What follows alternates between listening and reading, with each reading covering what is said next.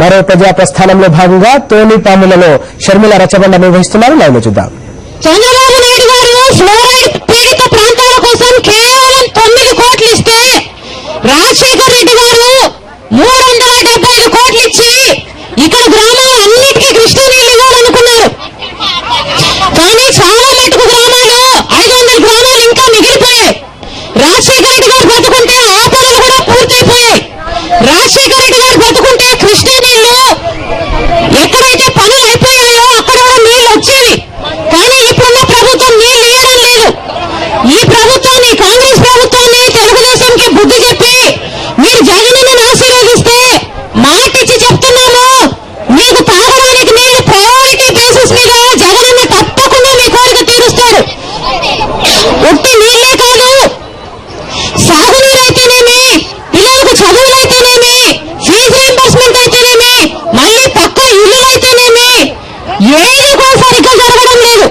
జగనన్న ముఖ్యమంత్రి అయిన తర్వాత రాజశేఖర రెడ్డి గారు ఎంత పెద్ద మనసుతో ఆలోచించి తన రాష్ట్ర ప్రజలు బాగుండాలి అనుకున్నారో, జగనన్న కూడా అంతే పెద్ద మనసుతో ఆలోచించి మీ అందరి పక్షాన నిలబడతాడు. అందరి జీవితాల్లో మళ్ళీ సంతోషం ఉంటుంది. అక్క, అమ్మ, అందరూ జగనన్నను ఆశీర్వదించండి. అన్నయ్య, అయ్యా, తప్పకుండా ఆశీర్వదించండి జగనన్నని.